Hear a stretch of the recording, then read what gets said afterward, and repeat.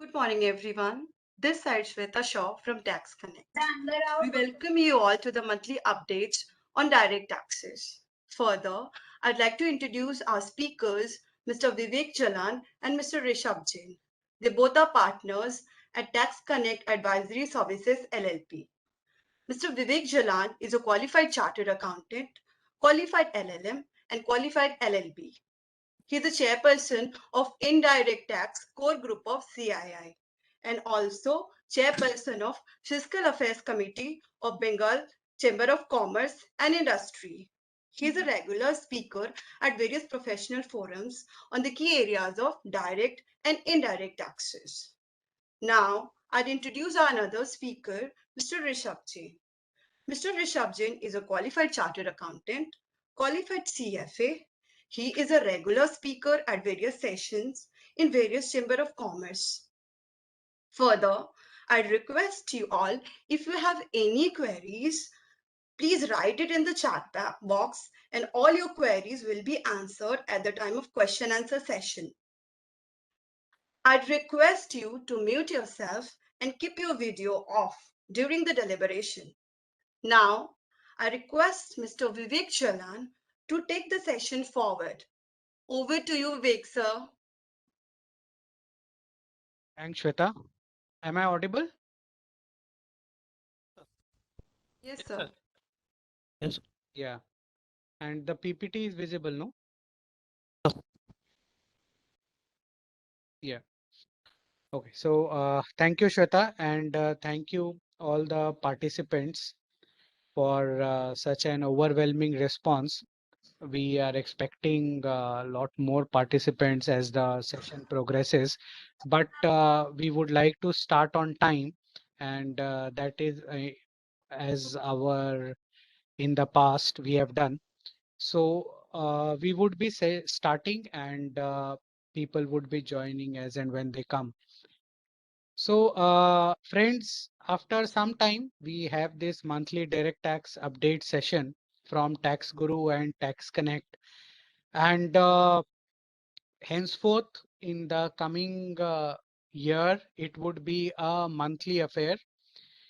In this webcast, we would be discussing 5 key areas which we have laid down in the agenda of our webcast.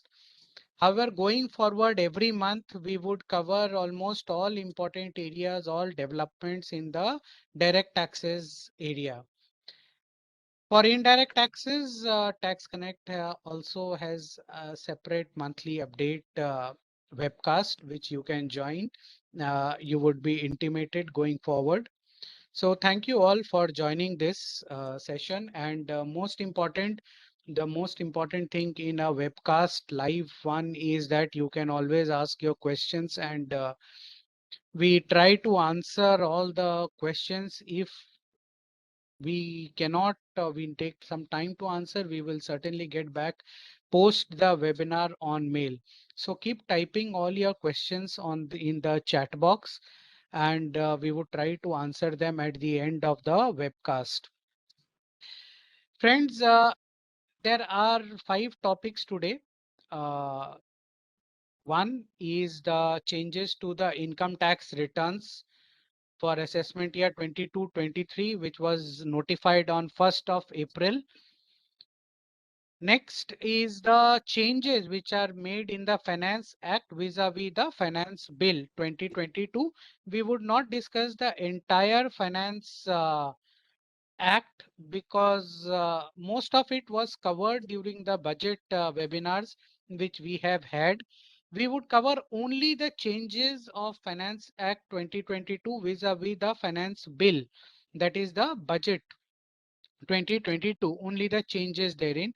Uh, and we would the most important discuss also the crypto tax. We would cover income tax amendments which are already done, and a slight understanding on the GST implications, what we see it as of today. You all know that GST investigations are on for the cryptocurrency dealings, and the Ministry of Finance is all set in the coming days to introduce something on the GST front on crypto assets or the virtual digital assets also. So we'll discuss that also for some time today. Thereafter, Rishabh would discuss the faceless assessment scheme and an understanding on how to reply to Section 148 notices. We have seen Section 148 saw a sea change in the last Finance Act 2021, and now before it was streamlined, it has seen another sea change. So many notices across the country have been pouring under Section 148, and so it is important to understand as to how to deal with 148 notices. Same with faceless assessments. Before even getting streamlined, it has been again overall that scheme with revisional units, jurisdiction, etc. So Rishabh would discuss that. So first of all, we would discuss the changes in the income tax returns, which were notified only few days back on 1st of April 2022. As far as the capital gains is concerned, there are few changes to the income tax returns. Some of the changes are apropos the amendments which were made in Finance Act 2021 as far as the capital gains are concerned, while some are the other amendments made to the income tax returns. Most important, while we are understanding the changes to the income tax returns in detail, is that we need to understand what are the documents which we would prepare from today so that we are ready when the income tax return filing comes and when we are actually filing the income tax returns, because just disclosure is only some part of the job done, but more important is that you should have the underlying documents. You should have the data so that you are scrutiny ready while filing the income tax returns. So first of all is the disclosure of the year-on-year improvements to land and building, the year and the value. We all know while computation of the capital gains, we get three deductions. One is on the cost of acquisition or indexed cost of acquisition, as the case might be. Then is the cost of improvement, and then are the other expenses. Now, in the cost of improvement, previously you just needed to disclose one figure. That is the total cost of the improvement on the asset, that is land and building, till date. However, in this income tax returns now, while you are disclosing the capital gains, you need to disclose year on year cost of improvement. This is a very tedious job, and you need to take out from your database, especially for the in case of individuals, in case of directors of your company, partners of your organizations, etc., where you are filing the returns for them. It becomes very difficult to get the year on year cost of improvement, because for individuals, HUFs, unlike the companies, they do not have the data. And in case it is a very old land and building, even for the corporate assessees, it becomes difficult to get year on year data itself. And the documents, that is the cost of improvement underlying documents, the moment you disclose a year on year figure, the assessing officer, while doing the assessment, he would want to see what are the underlying documents, what is the nature of the cost of improvements which you are claiming, etc., etc. So this is a major change as far as capital gains is concerned, and we need to prepare from now on wherever there has been a transfer of assets in the form of land and building.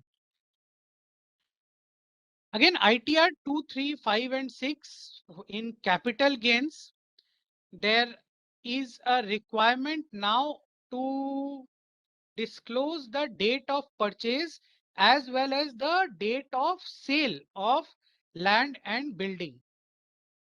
Okay, Mr. Janki, yeah, PPT would be circulated, so don't worry. So now date of purchase as well as date of sale is required to be disclosed. Very, very important. It would give understanding to the assessing officer as to whether it is a short term or a long term capital gain, and also it would help the tax authorities to verify whether the assessee is eligible for the exemption under 54, 54 EC, 54F, etc., etc. So again, the moment you disclose the date of purchase, date of sale, you should have the underlying documents which you generally have, but you have to be very, very careful as to what is the date of purchase which you are showing over here, and whether you are eligible for exemptions or not, whether you are showing the right cost of acquisitions, etc. Even indexation. So now the income tax authorities are, through the income tax returns, the CBDT is trying to keep everything in the income tax return. They don't want anything to be, asked during the assessment. They want all the data, where because of data analytics, they will put in the data analytics over there. And in case you make an arithmetical error also, then the data analytics part would automatically show up an error, and uh, maybe you would be asked questions. And nowadays it is direct 148, 148A, which I would take through. So now previously you needed to just put in the cost of acquisition or indexed cost of acquisition. If you are taking indexed cost of acquisition, you just take the indexed cost of acquisition. That is it. However, now, even if you are taking indexed cost of acquisition, you need to put in the original cost of acquisition and the indexed cost of acquisition, plus you have the date of purchase and date of sales. So now through the return form itself, the authorities will calculate they don't need to calculate also the data analytics part. They will just put in a formula, and automatically it will the from the cost of acquisition, date of purchase, date of sale, the indexed cost of acquisition will be calculated by the software itself. So they don't want to leave anything to chance. They don't want to leave any questions which would be asked and information would be taken at the time of assessment. They want to do all of this through data analytics now. In case of slump sale, again, whatever is in the law, they are just putting it in the forms and seeking more and more data in the form itself. So for slump sale, in Finance Act 2021, an amendment was made in section 50 capital B, and thereafter rule 111 11 UAE was notified, whereby the full value of consideration would deem to be the fair market value of the capital asset transferred by way of slump sale, or the fair market value of consideration received or accruing due to transfer by way of slump sale. So either fair market value of the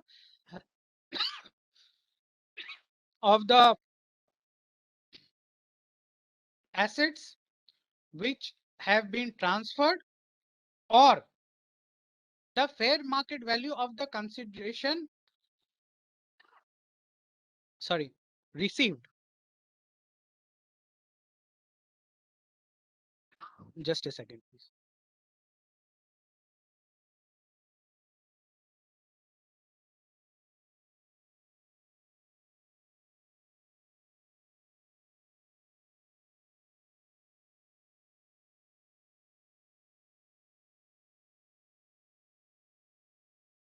Yeah. So both of these figures, in addition to the valuation which you have done under 11 UAE, that is separate, that is as per your records. But in the return also, you need to disclose both of these in the specific tabs, right? Now, again in the Finance Act 2021, there was a sea change on the in the case of assessments of partnership firms which were reconstituted or dissolved, whereby the deeming fiction was introduced, whereby the firm would be taxed under capital gains or any other head of income on the transfer of assets to the partner in case of dissolution or reconstitution of the firm under section 45(4) or 9 capital B. However, simultaneously, due to this, there was an adjustment which was required to the assets which were remaining with the organization. Okay. Under section 48, clause 3.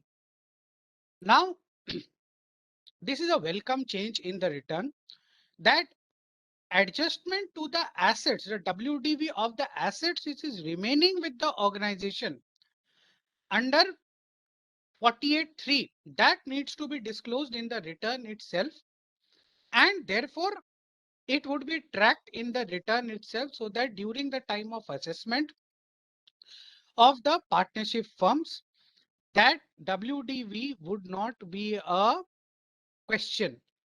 However, again, it is important in case of partnership firms that detailed calculation to be made, and most important in this case, since the WDV need or additional WDV needs to be reported in the return, matching of the WDV as per the books and as per the return, that is a important exercise which needs to be done.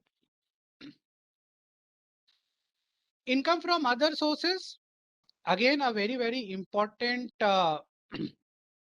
amendment to the income tax return is that uh, the deemed dividend would require to be separated from the other dividends, right? So when you go to the income from other sources in the return, you have to disclose the gross value of the dividend, then bifurcate that gross value into deemed dividend under 222E and other dividend. As we all know that in case of deemed dividend, the treatment in income tax varies somewhat. And so more important is that they want to track this deemed dividend year on year now, right? Because you know that deemed dividend is for closely held companies, the loans and advances which are given to the specific shareholders, right? So they want to track this deemed dividend going forward year on year. So this is a very important amendment again, which needs to be taken care of. Now, again, in Finance Act 2021, it was laid down by amendment of section 10, subsection 11 and 12, first proviso and second proviso, that in case of the assessees who were making contribution to provident fund, which was more than 2.5 lakh per annum, the interest part over and above this 2.5 lakh per annum, and in case the employee is not making the contribution, then over and above 5 lakh rupees per annum, that interest part would be taxable. So corresponding amendments have been made to disclose specifically 10 subsection 11 first proviso, second proviso, 10 subsection 12 first proviso, second proviso, under which you fall, so as to make it taxable. Right. So I would request you to please mute yourself. Yeah. So again, while the CBDT is claiming that income tax returns, they would be simplified, income tax is getting simplified, of course, leave alone GST. But to disclose this or maintain this kind of an information, 10 subsection 11 first proviso, second proviso, 10 subsection 12 first proviso, second proviso, which of these you fall under, it would require a lot of analysis when you are filing, and considering that this would be the filing of a salaried person, albeit an HNI, because he is contributing more than 2.5 lakh rupees to Provident Fund, but still it would require a lot of working which needs to be done to fill in this return.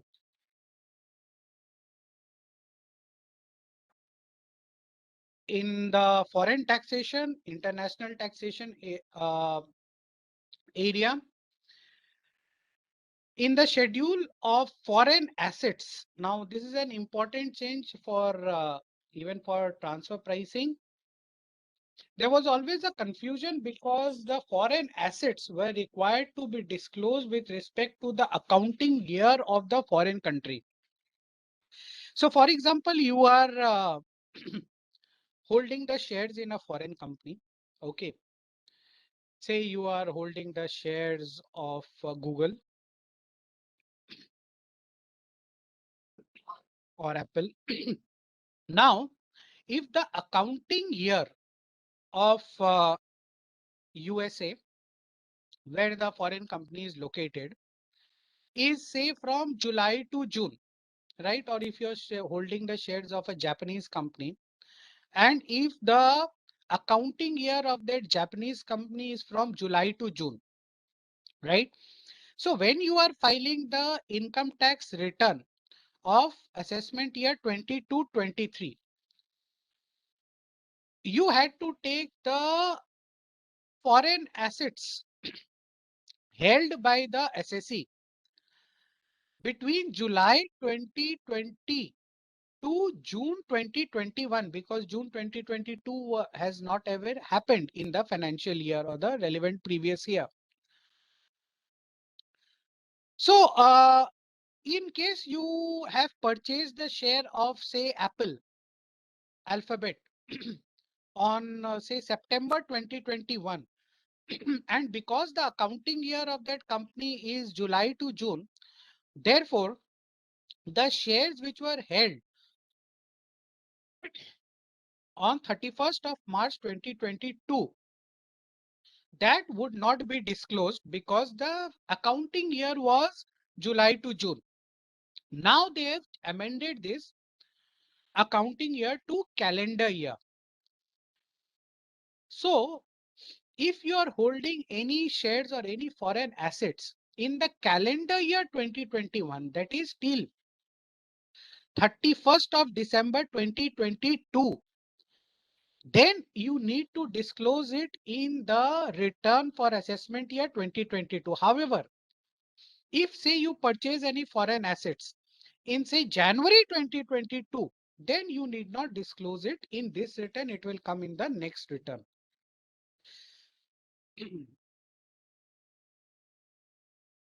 Now, in case NRI has a business connection through significant economic presence, then the same needs to now be disclosed in the income tax return 356, and the transactions which need to be reported are in case the NRI who has a significant economic presence deals in goods, property or services of more than 2 crores, or he deals with 3 lakh or more users. So now this significant economic presence, because there is a business connection through significant economic presence, that needs to be disclosed separately, and the transaction and the taxability will be defined accordingly. Now, in case of NRIs who have come into India for permanent settlement of India in India, there was always a problem in with respect to the pension and other retirement benefits.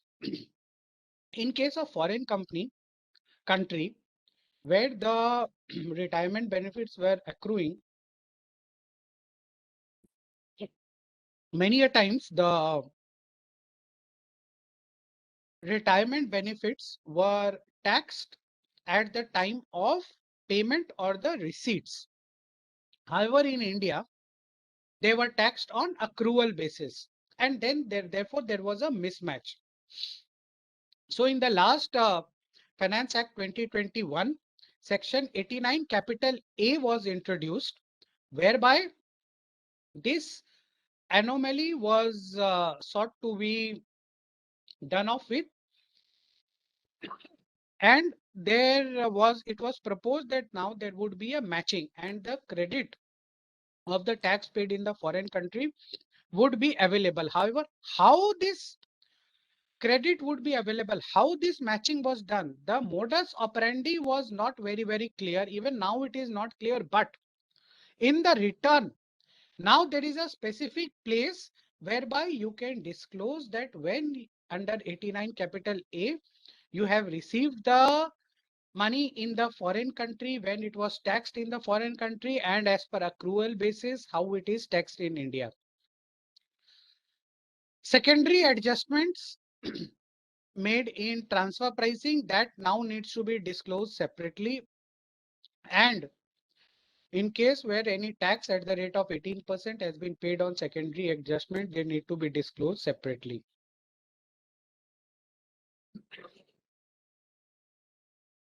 Now there is a small amendment which in the income tax return with respect to separate disclosure of interest and dividend incomes under section 115 AC. So now previously it was a combined disclosure with respect of bonds or GDRs purchased in foreign currency.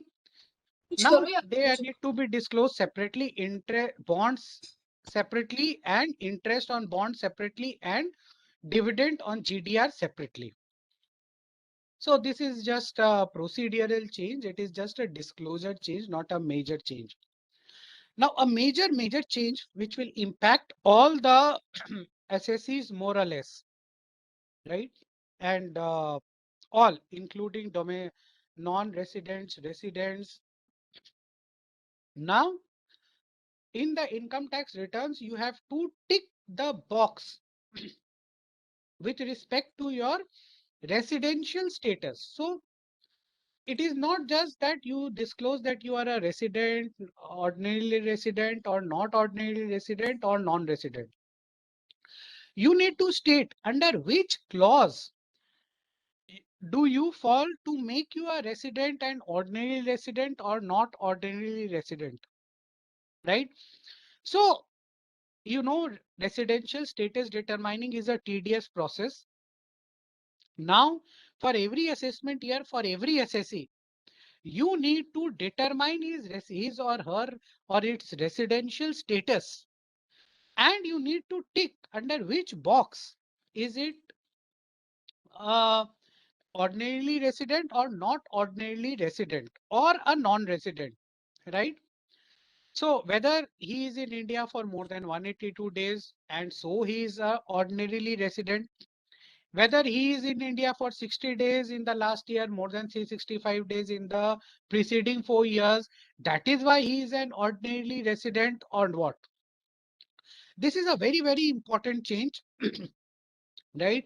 So while this section I call it international taxation or foreign taxation,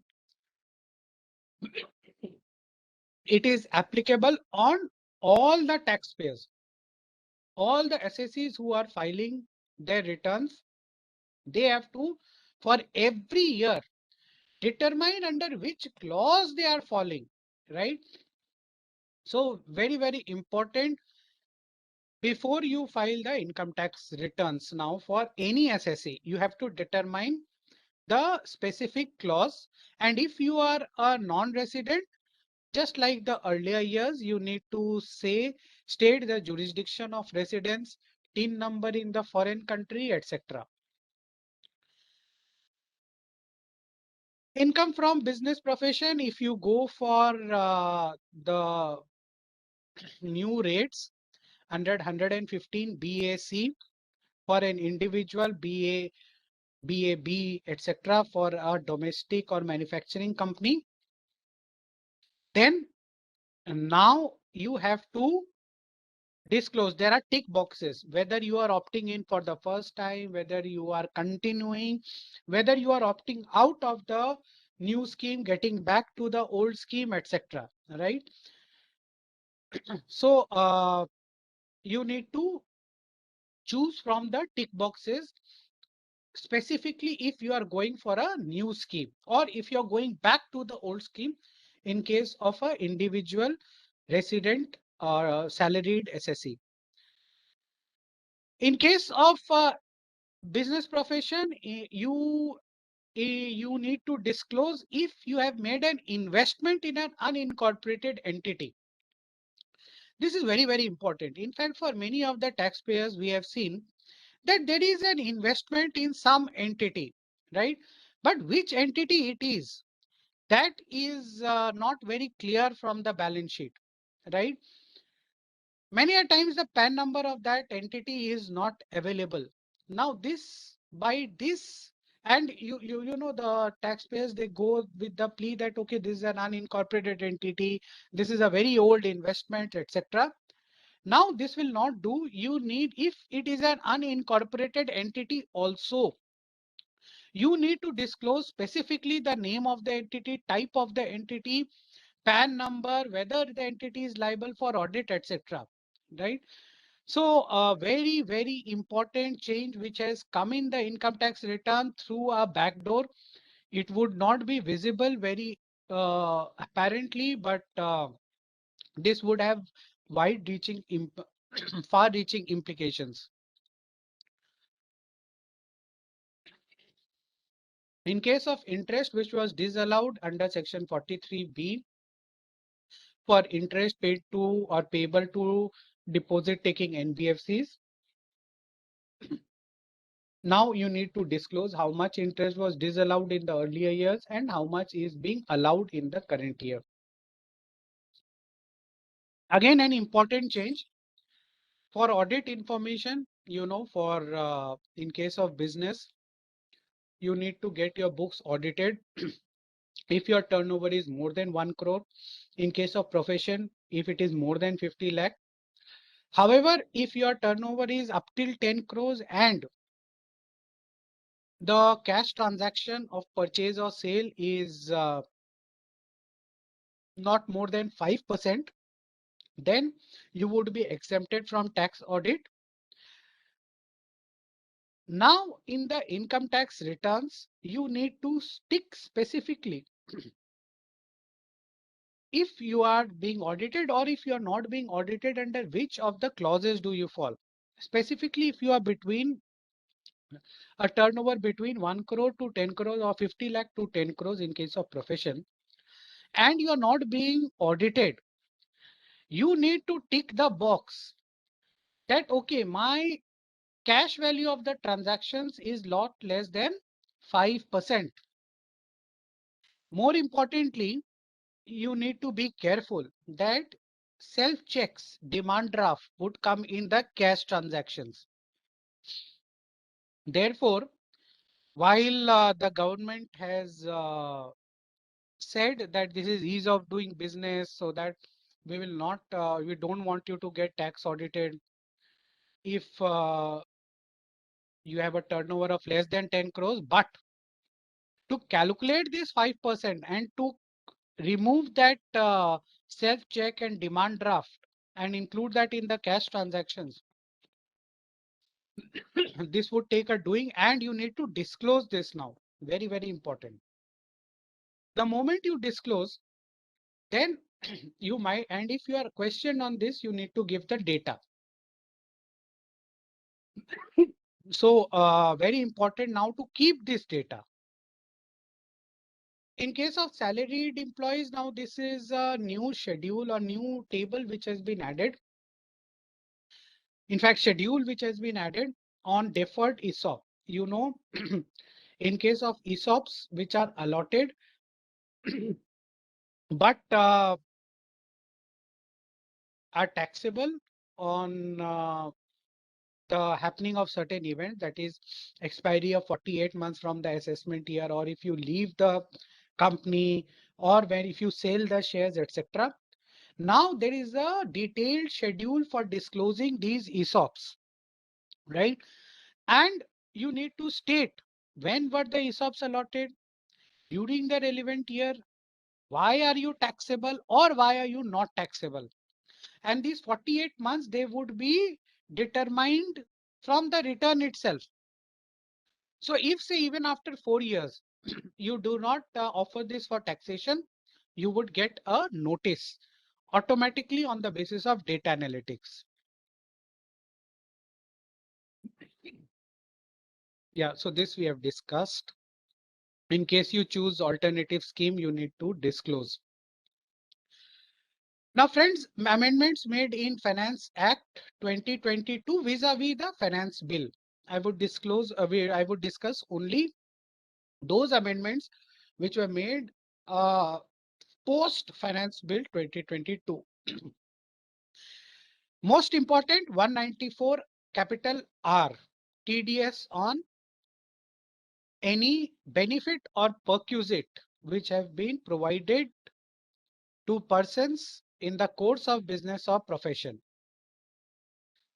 So I will not go into the nitty-gritties of 194R because Rishabh would also require some time. He would be discussing very important facts, but the amendment 194R, now they have amended it further to add the words ensure that the tax has been deducted, right? This is a very important amendment. So if you are giving any benefit or perquisite, say for example, if you are giving your dealer, say you are a manufacturing company, you have dealers, you are giving your dealers a trip to Dubai, right, free on achievement of certain milestones. So now you are giving the trip to Dubai to your dealer where the value of the benefit is say 1 lakh rupees. Before this guy boards the plane, you have to deduct and pay the TDS. Because in my example, the entire benefit is non-cash. You have to pay it from after raising a debit note to the dealer, right? I am not getting into valuation, etc. There are a lot of issues under 194 capital R which we have raised. You can see our YouTube channel. There is a specific video on 194R because valuation becomes a problem. Say the manufacturing company who is giving this trip to Dubai free, he is spending only 75,000, but that is post discount. So whether the valuation will be pre-discount, post-discount, so many issues are there. For the resolving that, they will come out with a circular under 194R subsection 2 and 3, which have been inserted in Finance Act 2022, which was not there earlier in Finance Bill 2022. But important amendment again is before this guy boards the plane to Dubai, the TDS needs to be deposited with the government under 194R by the manufacturing company in my example who is giving this benefit or perquisite to the dealer. Section 2, subsection 12 capital A, amendments to the definition of books of accounts. Now books of account would also include accounts in electronic form or in digital form.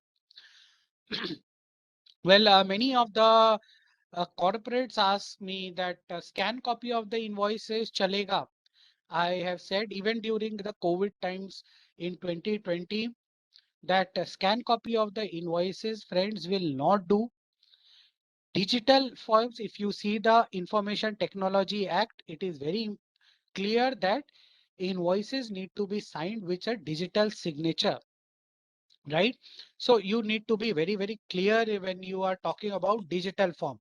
Scan copy of the invoices and then stating that this is a digital invoice and it is does not require any signature. This will not do as per my respectful submission. Section 56. In case of any movable or specified immovable or specified movable property, if the transfer has been made without adequate consideration, then it would be liable to be taxed in the hands of the uh, recipient under income from other sources if the value is more than 50,000 rupees. However, there was an exemption which was provided to charitable organization registered under 12A, 12AA, 12AB or 1023C. Now, this is a very, very important backdoor amendment which has been made for charitable organizations. In case the charitable organization receives any such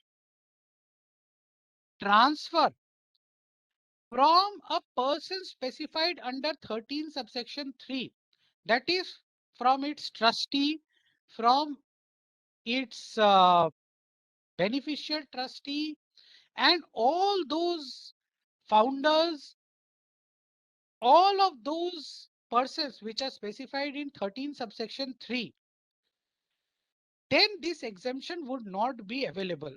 So if a trustee gives any asset which is more than 50,000 rupees to a charitable organization which is registered under 12A, to a temple, etc., to a temple school or any registered charitable organization, then even that now would be taxable and has to be offered for tax under section 56 subsection 2 clause 10.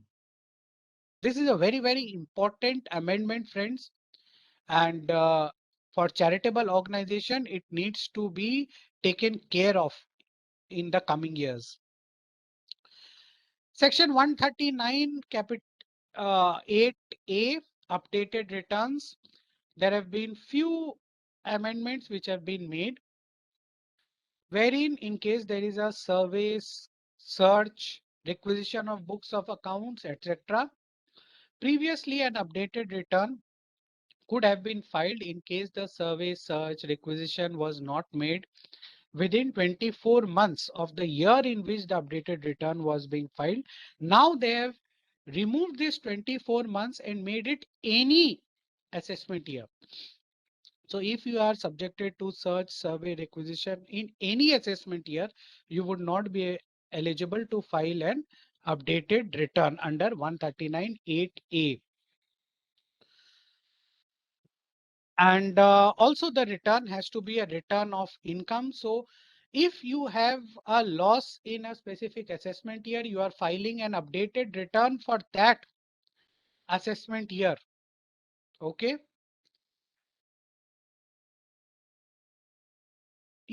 And the loss is reduced, or the unabsorbed depreciation that is reduced. Then for each such assessment year, you need to file separate updated returns. Okay. So this is the amendment. Surcharge education says not to be treated as income tax, no deduction allowable. There is a lot of discussion on this. Now they have introduced a new section 55 subsection 18 to state that in case in a previous year, in case of surcharge education says if any deduction was taken by a taxpayer, that would be considered to be as underreported income under 270 capital A. So now that needs to be offered for taxation, and the same would be it can be offered by the SSC suo motu, or it can be the AO can recompute the total income of the SSC of such previous year and make necessary amendments, and they would get 4 years time as available in section 154 for the same. Virtual digital assets, friends, section 115 BBH, as you all know, was introduced to tax virtual digital assets. You can call it cryptocurrencies, you can call it non-fungible tokens, etc. And the tax rate was 30%. However, no deduction other than cost of acquisition was available in case of taxation on transfer of virtual digital asset, right? Now they have made an amendment that even in case cost of acquisition, they have added the word cost of acquisition, if any. So if any has been added. So if you cannot determine the cost of acquisition, it will be considered to be as nil and you have to pay 30% on the full value of your transfer. Also, very, very important is that in case for one virtual digital asset, one VDA, and as defined under 247A, 247A again, very, very important, please go through that. So in case there is a loss in one VDA transaction, you cannot adjust it against another VDA transaction. They have made a specific amendment under 115 BBH to this effect also, right?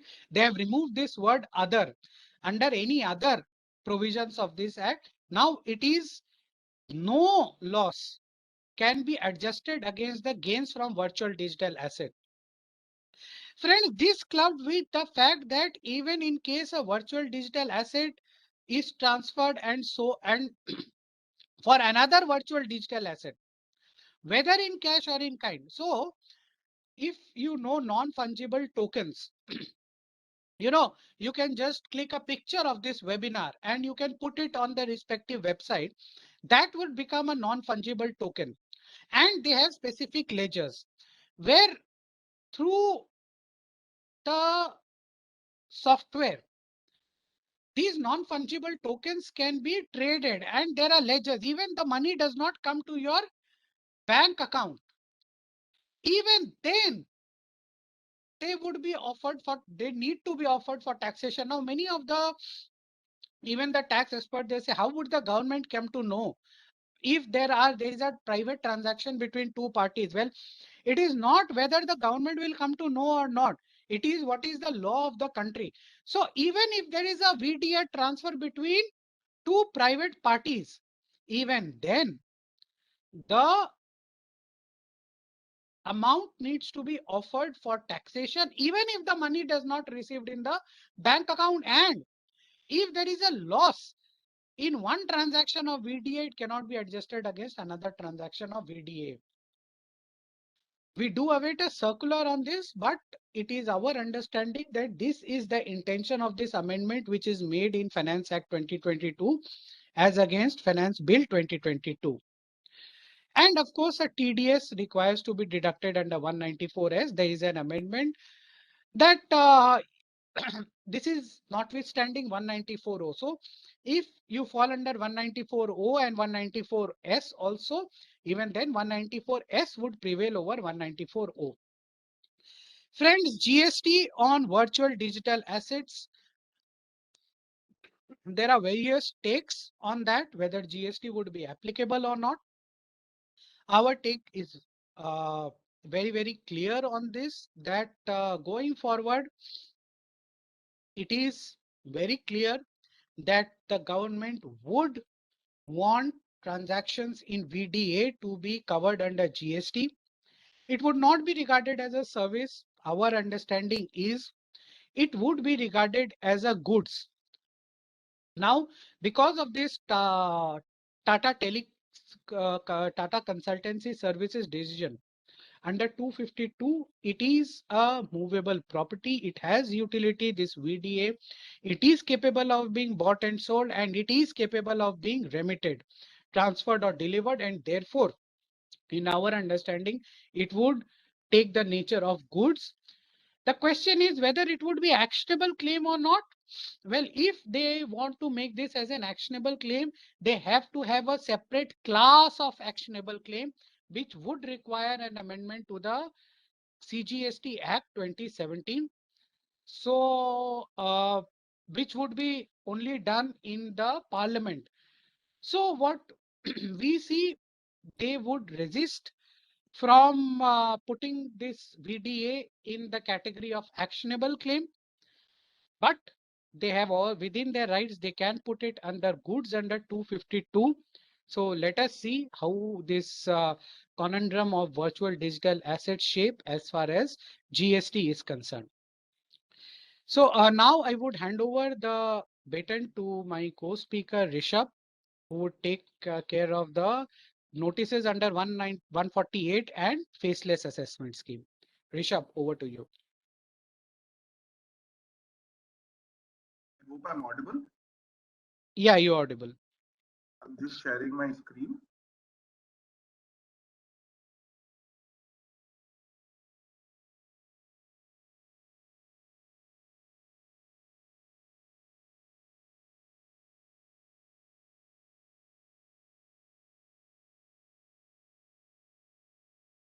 Yeah. So we all know that Finance Act 21, which was also referred to as the Corona budget, brought about a slew of changes in how assessments or how reassessments would be done under Section 147, 148, 148A, the newly inserted section of the Income Tax Act.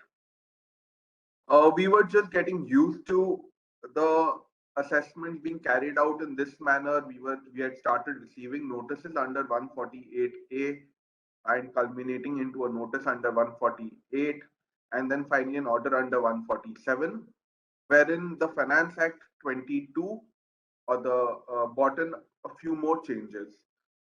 Now, as practitioners, as income tax representatives, we all are aware that we have received a slew of notices about 148A, and I would just want to maybe highlight some of the changes which were already there and how they have been further strengthened or changed, along with the application of the old case laws under the old regime, how valid or how what are points of concern should be, and how we can address the issues being raised under Section 148. So, first of all, we all know that the Section 147 was reintroduced or substituted and replaced to by a first earlier the Section 147 was a very lengthy section. Now a very concise and brief section has been brought in, wherein it says that any income which is chargeable to tax in the case of an assessee uh, and which has escaped assessment can be subject to retaxes. What is important for us to understand, friends, is that the earlier words reason to believe, which were there in the earlier 147, have now been done away with. The earlier section 147 started with the phrase, if the assessing officer has reasons to believe that income has escaped assessment. Now, this has been all done away with, and though section 148 states that the assessing officer has information which suggests that income has escaped assessment, but for us to understand what is the implication of the word reasons to believe, removal of the word reason to believe is very critical. We've all been practicing with a slew of case laws which were available to us in the form of CIT versus Capita of India Limited, 320 ITR 561 decided by the Honorable Supreme Court, which said that the reasons to believe had to be very tangible reasons, and it had to be directly related to the assessee to form an opinion that income chargeable to tax has escaped assessment. Now, however, if in my humble submission, I or we as a firm strongly believe that the word, even with the removal of the word reason to believe, the old case laws which said that reasons to believe has to be there is very applicable even today, because the words used in section 148 are information which suggest. Now, uh, the undisputed principle for reopening an assessment is that there has to be some income which has escaped taxation, and it has to be there has to be a direct nexus or a direct link between the income which has escaped taxation and the information which is there, linking the assessee to that information.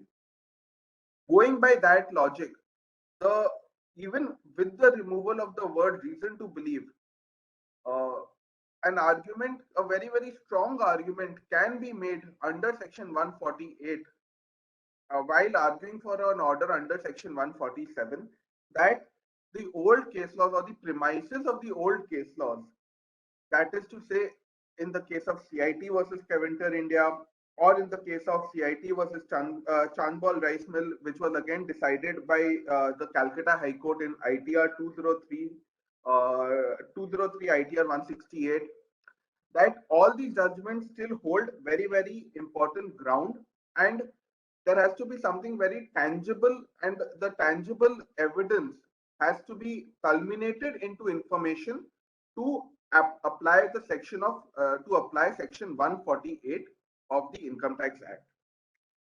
Friends, it is also now very important for us to understand what is the meaning of the word information and how that has been interpreted by the courts throughout the history of the law. Well, just to give you a brief of some of the case laws, the word information has been analyzed by the Honorable Supreme Court in the case of Lawson and Tubro versus the state of Jharkhand. That information is something, and I quote it to you. Information means facts told, heard, discovered about something or someone. Even the law lexicon dictionary describes the word information as an act or process of informing, communicating, or reception of knowledge.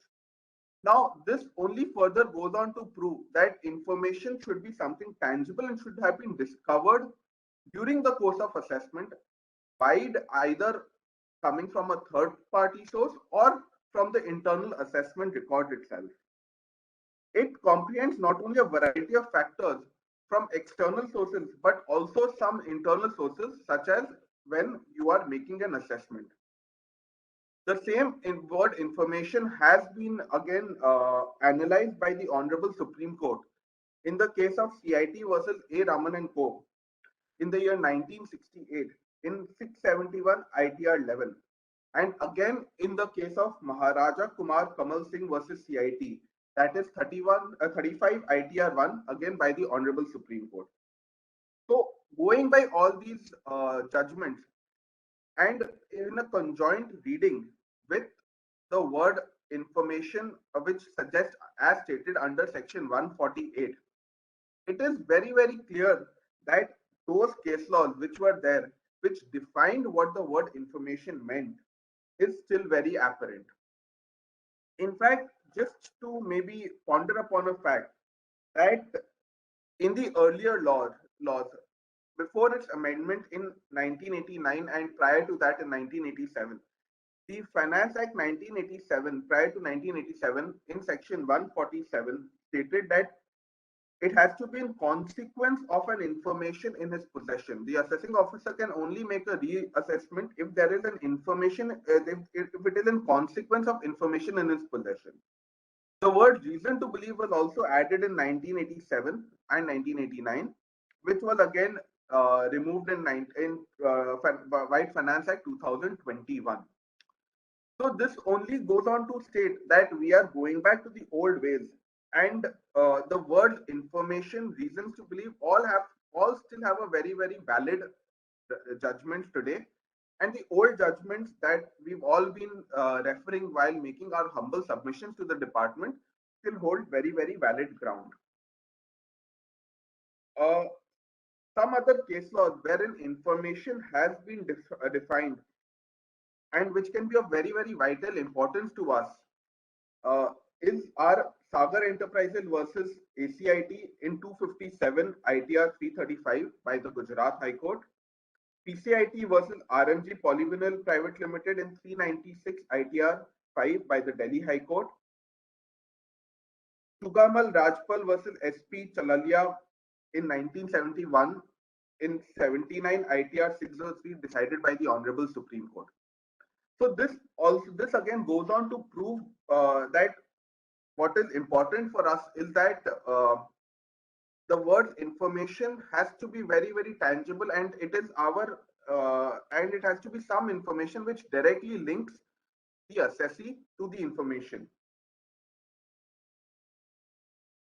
Now, there have been other changes also. For example, the word "and" also, which was there, which has been interpreted by the Honorable Supreme Court in the Jet Airways India Limited case, that earlier what used to happen, that if an assessment was opened under information received on ground A, but during assessment it was found that ground A no longer holds ground and there is no income which has escaped assessment on account of ground A, but during assessment ground B comes into the picture, then ground B could not be assessed by uh, the order of the Honorable Bombay High Court in the cases of Jet Airways India Private Limited.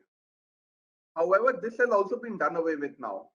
While it has been said that uh, that the actual that even if the original ground on which assessment was made is not true or does not hold ground any longer, even if after during the assessment process, if an additional ground comes into the fold of the assessing officer, then irrespective of the fact that whether additions have been made on ground A, uh, additions could be made on ground B. Therefore, the Honorable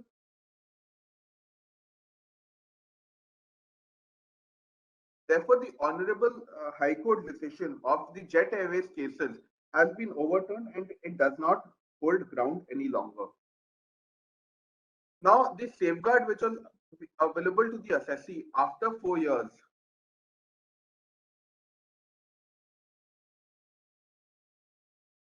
4 years has also been done away with.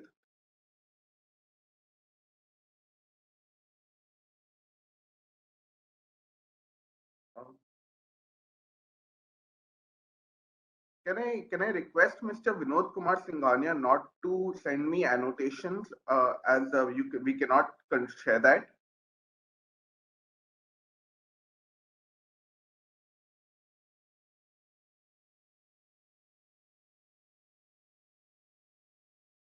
Mr. Singhania, if you can please stop requesting me to share the annotation of the shared content.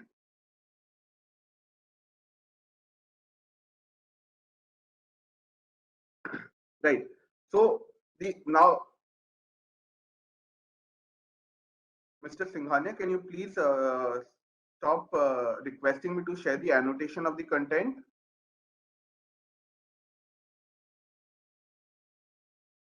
Now, it is being said that the assessment can only be reopened for 3 years, whereas the earlier time was 4 years and 6 years. But the safeguard which was available to an assessee after 4 years has now been done away with, which goes on to state that even after 3 years, the assessment, or after 4 years, which was there in the earlier law, assessment can be made even if we have disclosed all the material facts truly and correctly. So a lot of hue and cry is there that whether this will tantamount to a change in opinion regarding an issue which can also be now reopened in 148. To my mind, the answer to this is no, subject to the fact that if the change in opinion is coming from uh, an audit objection or any other definition of information as defined in section 148, which we will cover in a short time. So change of opinion will still not tantamount to a ground for opening of income reassessment under section 148.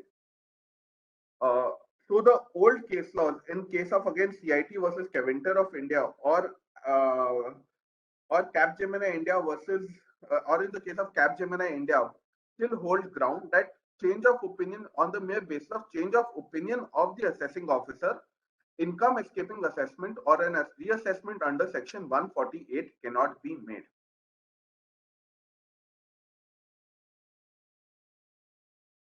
Now, coming down to the changes or coming down to section 148, which again was replaced and substituted by Finance Act 2021. The new section 148 states that before making an assessment or a reassessment, the assessing officer, subject to provision of section 148A, shall serve a notice on the assessee requiring him to file a return. What is Section 148A and the changes thereon and the applicability of old provision or old case laws or old judicial pronouncements with respect to that, we will cover in a short time. But Section 148 is merely stating that the assessing officer has to furnish a return or has to make an order to the assessee along with Section 148A(d) order requiring him to serve a file return. Now, at each level of Section 148A, earlier sanctions were required from the appropriate authority, whether it is a PCIT, whether it is a CIT, whether it is the additional CIT as defined in Section 151. This now again has been done away with by Finance Act 2022, wherein it states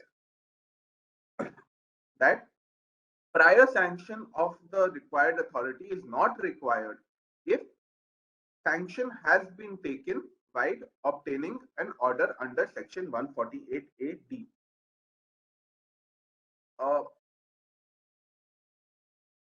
So again, Section 148 further goes on to define what is an information, and there have been a plethora of changes which have come about by Finance Act 22 in the explanation 1 to Section 148, which defines what an information is.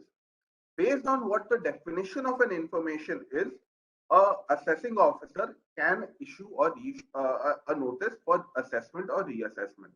If the criteria specified in this explanation are not fulfilled, and if the information falls outside the purview of this explanation, then to my humble submission, it does not tantamount to information based on which the assessing officer can uh, issue a notice for assessment or reassessment. The first and the foremost, earlier what was there by Finance Act 21 was that any information which was flagged in the case of assessee according to the risk management strategies formulated by the board. Now the word flagged created a lot of hue and cry, and there was a lot of interpretation which was going on that flagged meant that the risk management strategy actually had to implicate the assessee for the information, and it had to be a specific flagging for the assessee in that case for this explanation to apply. So by Finance Act 22, they removed the word flag. Now this has got a very wide implication, friends. Any information which is received by the assessing officer in accordance with the risk management strategies formulated by the board will now form a part of information. As we all know that the department is continuously going for further digitization of all records and digitization of all assessments, that and it collects information through a variety of sources, including from the stock exchanges, from the GST department, from companies law, and various other places. And on cross examination of these documents or this information, if any inconsistency is being found with respect to what the assessee has submitted in his assessment under Section 143(2) or while filing his return, then that can also become a information which the assessing officer has to open a case under Section 148 again. So the amplitude of 148 has now been increased manifold to include any information which the assessing officer receives from the risk management strategy. Now again, the risk management strategy which is formulated by the board, to my humble knowledge, is not a very public document.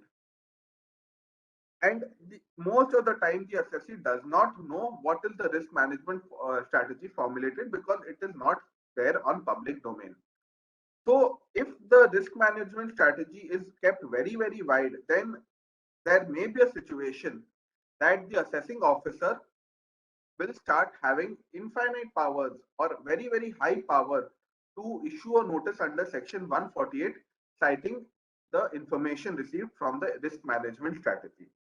However, as assessees, while making our submissions under section 148A(d) also, we should always ask the assessing officer for a copy of the information as was defined in GTN grant shaft, the Bible for the procedure for section 148 earlier to the amendment, prior to the amendment under White Finance Act, that those those documents or those guidelines laid by GTN grant shaft should still be a part of our submissions to the department, wherein we should definitely ask the department to supply us the copy of the information, ask for copies of what adverse material or what deviation has the assessing officer found with respect to what we have submitted while filing our returns, what materials he has gathered, and if it is on the basis of a statement or any evidence from a third party, then the right to cross-examine, because the right to cross-examine is also defined, is also a fundamentally defined right, which has been again deliberated and debated by the Supreme Court in various judgments, uh, whether proper PCIT approval has been obtained and the copy of that approval. And lastly, the risk management strategy which has been formulated, which implicates the assessee or says that the has information which the assessing officer has is according to the risk management strategy. The second point which was there in the Finance Act 21 was any final objection raised by the CAG or Comptroller or Auditor General of India.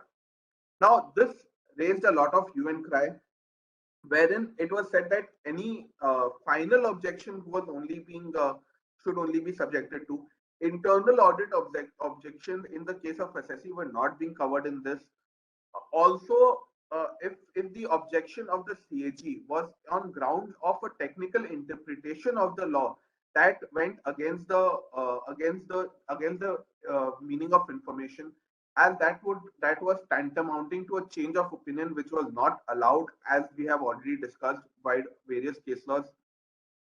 So the government, in all its wisdom, modified the second clause of explanation 1 to state that any audit objection that the assessment has not been made in accordance of the provisions of the Act will now form a part of information which is available with the department to suggest that income has escaped assessment. So if we analyze this, there were there were a plethora of judgments which defined what objections could form a part of, or which could form a part of reasons to believe, or now information which is available with the assessing officer to state that there is some income which has escaped assessment. While introducing the revised second clause that any audit objection uh, that the assessment has not been made in accordance with the provision of the Act, the government has in effect overturned the decision of Indian and Eastern Newspaper Society versus CIT, which was decided by the Honorable Supreme Court in 119 ITR 996. Now, what this case stated was that I'll just give you a very brief of what this case was.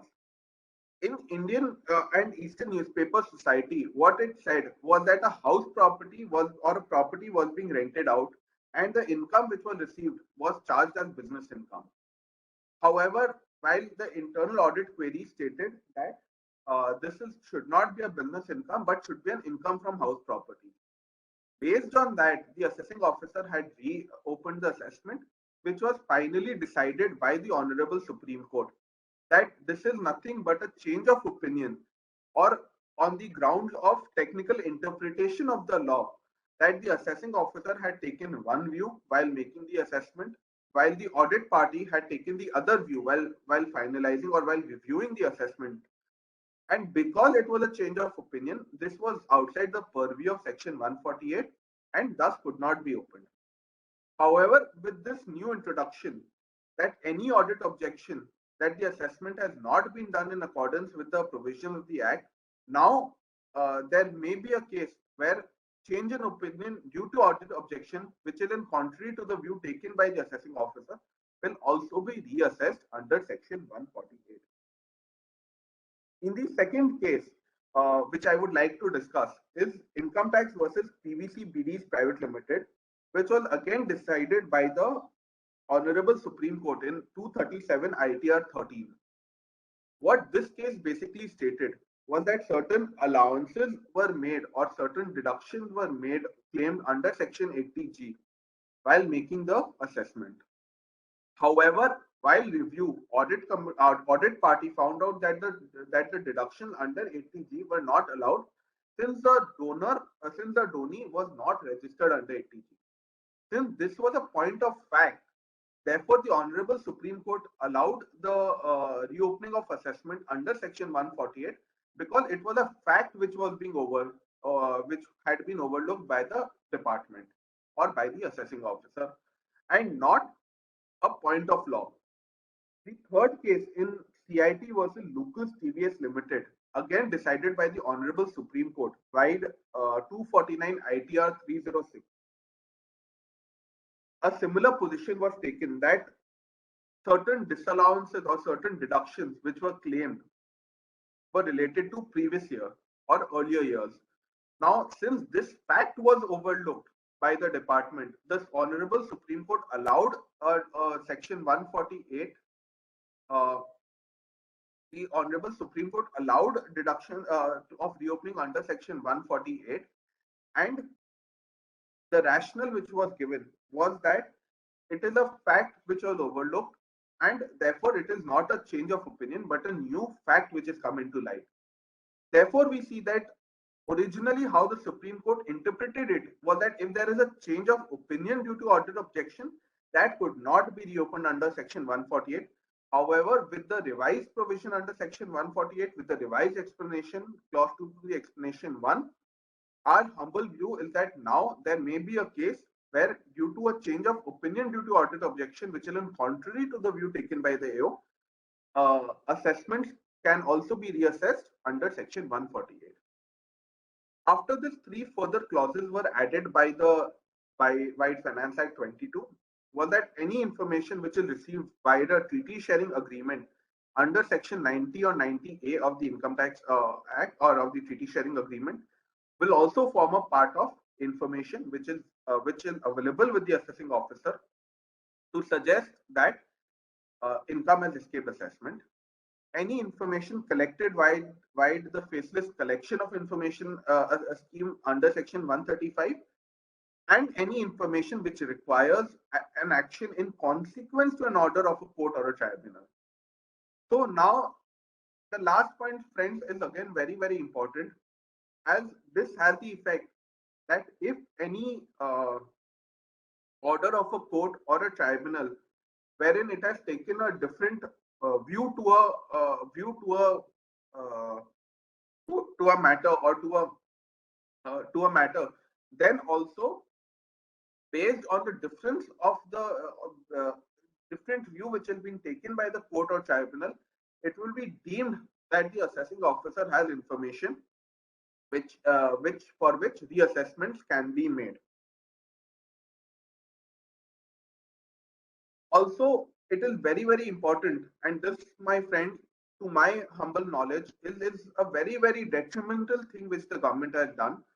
Earlier, by explanation 2, the government had deemed certain situations where it will be deemed that the assessing officer has certain information which suggests that income has escaped assessment. These cases included a search or seizure either in our own premises or in someone else's premises, a survey other than a survey under subsection 2A of section 133A, which is the TDS survey, assets requisitioned or seized in the case of any other persons for a search or survey conducted in their premises. So what White Finance Act 21, it would be deemed that that there is information for that assessment year and 3 preceding assessment years, that the department has information that certain income has escaped assessment. Now, for the 3 preceding assessment years has been deleted White Finance Act 22. So what this would imply is that even while a simple survey, the department has the right to open your books for 10 years provided the size or provided the tax liability or the tax which are or the tax which are, or the income which has escaped assessment is more than 50 lakhs uh, for 10 years. As practitioners, we always see that a regular survey happens with many of the clients. And even if there is no detrimental evidence which is found during the survey, just because the survey has happened, will give a right to the department to issue a notice under Section 148, even without complying with the provisions of Section 148A, and possibly reopen the books for the last 10 preceding financial years. This, my friends, as I have already stated, is a very, very detrimental thing and will only lead to a lot of further escalations of and a lot of further litigations and a lot of further scrutinies. Uh, so in section 148A also, like certain changes were made earlier by Finance Act 21. At every stage of section 148A, the assessing officer had to take prior approval of the appropriate authority before serving the next show cause. For example, to conduct an inquiry, he required a prior approval. Then then based on the replies of the assessee or to provide an opportunity to the assessee, he would again have to take a prior approval under section 148A subsection B, consider the replies, and based on the prior approval and based on the replies of the assessee, issue a notice under section 148AD, again with the prior approval of the specified authority. Along with the notice under section 148AD, he would be required to issue a notice under section 148. Now, the requirement for taking a prior approval under section 148 subsection B has been done away with if a prior approval has been taken for section 148A. To my mind, and this is practically what we have also seen, is that uh, a lot of times assessing officers used to take up approval while conducting an inquiry under section 148A and then issue a notice under section 148AD and 148 using the same approval. With the deletion of requirement for taking a prior approval under section 148AB, to our humble knowledge and to our humble understanding, it goes on to further prove that the assessing officer has to take a fresh approval while issuing a notice under section 148AD. Therefore, if in a case where the approval has been taken wide for conducting an inquiry under section 148A, that approval will not be deemed to be a good approval for issuing a notice under section 148AD, and the same can be challenged in the court of law to quash the notice under section 148AD, which we have practically seen happening in a lot of assessment orders that we are receiving. Uh, in a similar manner, a small change has been brought about in the by the AO in the deeming provision under section 148A, wherein now it will be deemed that the AO has information if some information has come from the scheme formed under section 135A of the Income Tax Act. A new section has also been introduced, section 148B, which is more of a jurisdictional section, that no order shall be passed by an officer below the rank of a JC in respect of situation where the officer is deemed to have information under section under explanation 2. However, the order can be passed below the rank of the JC if he takes the approval of additional commissioner, additional director, joint commissioner, or joint director. So what this section essentially states is that wherein the deeming provision of section 148 get applicable, that the assessing officer has deemed information of some certain income which has escaped assessment, the, the order cannot be passed below the rank of a joint commissioner without the prior approval of the appropriate authority. So friends, this is what, and so again, uh, one small change has been brought about with, or a few small changes have been brought about in section 149, wherein the scope for issue of notice under section 149 from 3 years to 10 years has been drastically increased, which earlier said that only if it was represented in the form of assets, then only a notice could be issued after 3 years within a period of 10 years. However, now it has been expanded to my mind to include everything, wherein two more explanations have been added, that expenditure in respect of a transaction in relation to an event or occasion will also form a part of information or any entry in the books of account. So if I take an example, expenditure, suppose I have a marriage function for which I use unaccounted cash of say 60 lakh rupees.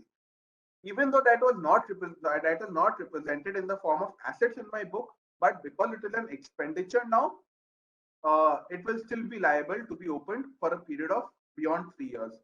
Because earlier the judgments or earlier the interpretation which are coming out that if certain expenditures have been made, since they are not represented in the form of assets, they cannot be opened after 3 years. To plug that loophole, the government has brought about this.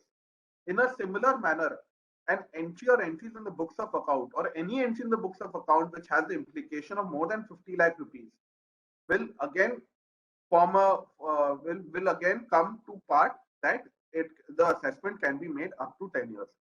So to sum it up, if any unaccounted or if anything for more than 50 lakh rupees is there in a books of account, then it gives all the right to the assessing officer to open your books of account or to issue a reassessment order even after a period of 3 years. Also, one small change which has been brought about is that even if the investments or the expenditure has been made over a period of more than 1 year, if the combined value of that is more than 50 lakh rupees, then also such provision will apply. For example, if I'm suppose constructing a building and in year one I have spent 30 lakh and in year two I have spent 30 lakh more. Since the combined amount is more than 50 lakh rupees, then for each of such assessment years, the department gets a period of more than 3 years up to 10 years to issue a notice under section 148, 148A and make a reassessment. Friends, not many changes have been brought about in section 144B in Faceless assessment. For the paucity of time, I will just roughly go through that in the next maybe 2-3 minutes. As we all know that now any assessment is under a faceless scheme up to the CIT level, and the government is also contemplating to bring the assessment by the tribunal even at the under faceless. We know that the main reason why the government wants to do a facial assessment is to utilize the technology and the resources available. The objective of the government is to reduce the interference between the assessing officer. However, practically, if you look at it, that is not happening because a lot of the cases are still being transferred to the local jurisdiction for the assessment and to have a team-based assessment so that a dynamic jurisdiction can be established. To achieve the faceless assessment scheme, the government has made a national e-assessment center, which is at a national level. Under the National Reassessment Center, there are various regional jurisdictional or regional assessment centers, each having 4 units: the assessment unit, the verification unit, the technical unit, and the review unit. The department with the functions of each unit being categorized very clearly. Now, the method through which the assessment will happen, that any communication to or from the assessee will happen through the NAC.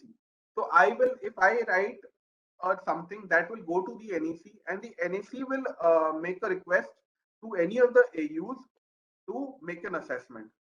So the and in a vice versa manner, if the AU wants any assessment or any document, it has to again flow back through the NEC. This will go on to and fro, and the mechanism which is prescribed is that any draft order will be issued to the assessee. If there is a variation in the draft order which is detrimental to the assessee, then the assessee has the chance to reply to the draft assessment order. If it is not, then the assessing, then the order is passed status quo uh, without any variation.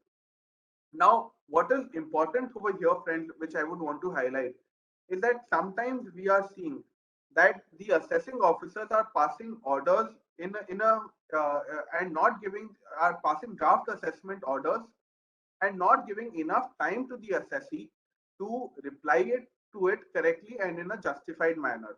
For example, if the draft assessment order is say issued yesterday evening, the time given to reply to is till today day end.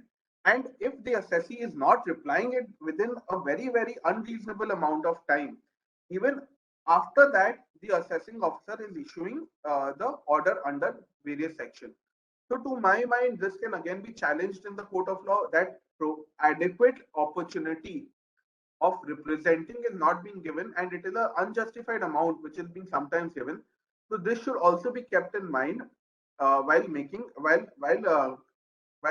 facing a faceless assessment, as this is proving to be a very, very difficult or a draconian task for the practitioners, because orders are coming in sometimes very, very late at night and the department is expecting the reply to the order in a very, very unjustified or a unrealistic manner. In a similar manner, even appeals to tribunals or CIT has been done in a faceless manner now, wherein a national faceless appeal center has been established, followed by a regional faceless appeal center and an AU, similar to what was there in the assessment or a reassessment. All communication and to and fro will be through the NFAC and vice versa. So, friends, with this I bring an end to my deliberation. And so, if anyone has any questions, I would be happy to answer them. Mr. Samir Gandolia, I will definitely send you the judgments. Please need not worry on that. Rishabh, there is a question from Mr. Samir above that. Okay, I'll just look into it. Return of income filed beyond due date mentioned in the notice. Sir, to my mind, it will not be a valid notice because the deadlines set in 148 are very absolute, and if it can be definite, as I was saying, if the deadline is a very, very unrealistic deadline, then the matter can be agitated in the court of law. But going by the strict interpretation of law itself today, it will not be considered as a valid return of income if it is filed beyond the due date.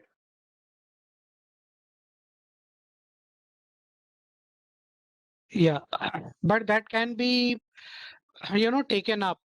What is reasonable? Now you have to have the right facts and right, law to it to justify that it is not a reasonable period of time which has been given to you. Absolutely. Hmm. So, Is ITRs also? Yeah, Vivek, please continue. yeah, please. You were saying something. No, there is another question. You Yeah. answer that and then we'll end. Is ITAT also a faceless scheme? Sir, currently it is not, but there are talks which are going on. During the COVID time, it did go under a virtual hearing, but currently it is not under faceless, but we are expecting that to happen soon. Yeah. So, thank you, everybody, for joining this.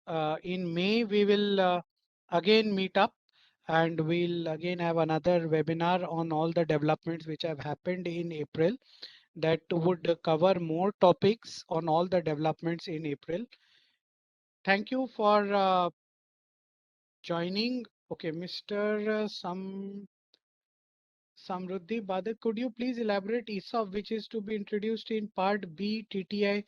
I had actually explained that. If you could leave us your email ID, we can send you separately on a note on this ESOP part, which has come in the income tax return. You leave your email ID, please, with us. We'll send you a note on this. Thank you, everybody. Thank you very much. Thank you, everyone. Thank you.